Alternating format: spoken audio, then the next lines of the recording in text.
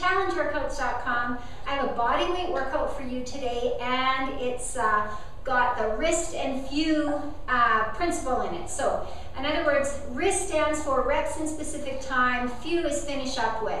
So I've got 3 exercises that you're going to finish up with 3 different exercises. And you're going to go through that 5 times. You're going to put 45 seconds of work on your clock, and you're going to rest or transition for 10 seconds. I like to have a little bit of transition time so you get that, get the work done in the 45 seconds. You're going to be starting with a prisoner 1.5 squat. So the reason I do a prisoner squat is, especially when we're doing body weight work, it really is great for hitting the upper back. So whenever you're squatting, you always want to be keeping the chin up. The head controls the spine. So when you drop your head down, you tend to fold at the waist. So always keep the head up. When you're in that prisoner position, really lace those hands behind your head and open up the chest. All right, so you're going to be doing 5 1.5 prisoner squats. So prisoner squat is down half and then halfway up. Flow up, but don't lock the knees if you can. All right, so let me go through that again. So 1 rep is to the bottom, halfway up, to the top, don't lock. To the bottom, halfway up, and then to the top, don't lock. Do that 5 times, and then you're gonna finish up with burpees. If you can, you're gonna add the push-up on that one. All right, so you've got 45 seconds. You're probably gonna have about 30 seconds of burpees with a 10-second transition where you're going to move into 5 per leg spider crawl push-ups. Okay, so when you do the spider crawl push-up, bring that knee to the elbow, and you're going to do 10 all together.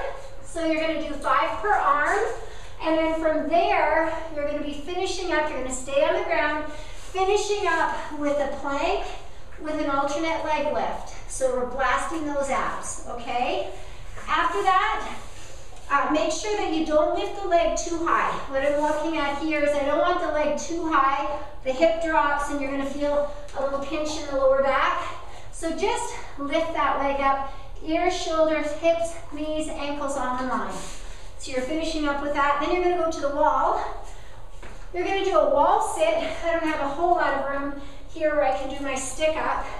Now, a stick up doesn't look like much, but if you work at a desk, if you drive a lot, if you're really tight through the upper chest, this is a brilliant way to open up the upper chest and work through that middle back.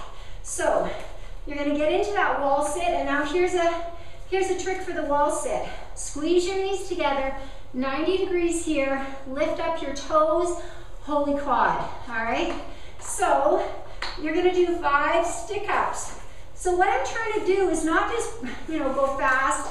I'm trying to push that wall back behind me. I'm squeezing that upper back, and I'm trying to get the hands right on top of my shoulders.